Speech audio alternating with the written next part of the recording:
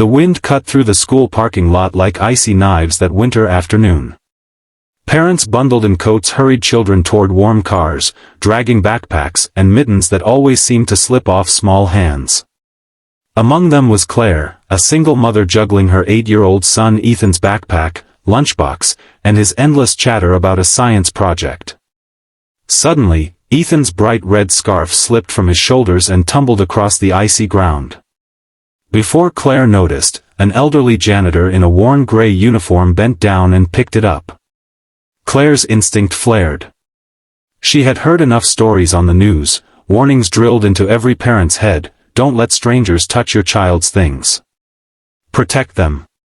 She rushed forward, her voice sharp, echoing in the winter air. Excuse me. That's my son's scarf, what are you doing? The janitor froze, the scarf trembling in his hands. His face flushed with embarrassment. Other parents turned to look. Ethan stared wide-eyed at his mother, confused. I was just, the man started softly. Claire, already tense from a long day, cut him off. You don't just pick up children's things like that. You should have called me. The scarf dangled between them, and for a heartbeat, it felt like the whole parking lot was holding its breath. Then the janitor lowered his eyes and whispered, almost too softly to hear. He reminds me of Daddy. The words pierced the cold air, silencing everything inside Claire. Her anger faltered. She blinked, trying to process. What did you say? The janitor looked up then, his eyes misted with memories. He held the scarf gently, like it was something precious. My little boy, he used to have one just like this.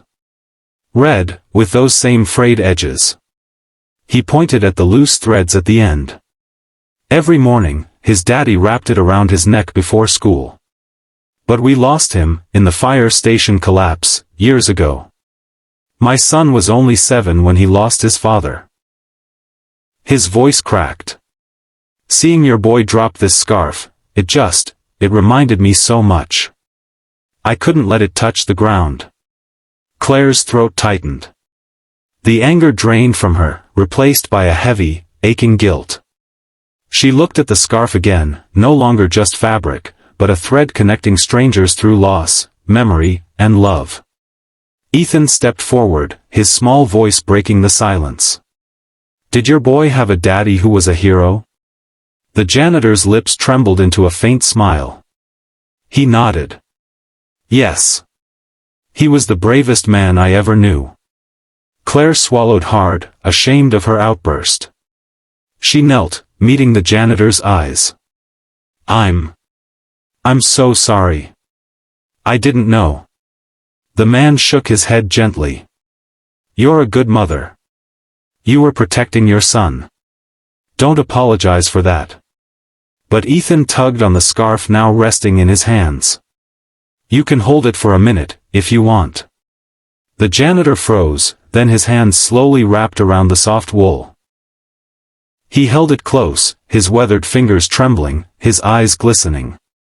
For a brief moment, he seemed transported, like the scarf carried him back to mornings with his own little boy, laughter in the air, love unbroken. Claire felt tears sting her eyes. She reached out, placing a hand on the janitor's arm. Thank you, she whispered. Not just for the scarf. For the reminder, that behind every stranger is a story we don't know. The janitor handed the scarf back carefully, almost reverently. Take care of him.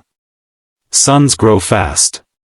You blink, and suddenly they're taller than you. Don't miss a second. As Claire wrapped the scarf around Ethan's neck, her hands shook, not from the cold, but from the weight of what had just unfolded. Driving home, she kept glancing at Ethan in the rearview mirror. He was humming softly, swinging his legs, carefree. And all she could think about was the janitor's whisper, "He reminds me of Daddy." That night, as she tucked Ethan into bed, Claire held him a little longer, kissed his forehead a little tighter. She realized the world wasn't divided into heroes and strangers, safe and unsafe. Sometimes, it was made of broken people carrying invisible wounds, finding healing in the smallest acts of kindness. The next morning, Claire stopped by the school early. She found the janitor sweeping near the entrance. "Good morning," she said gently.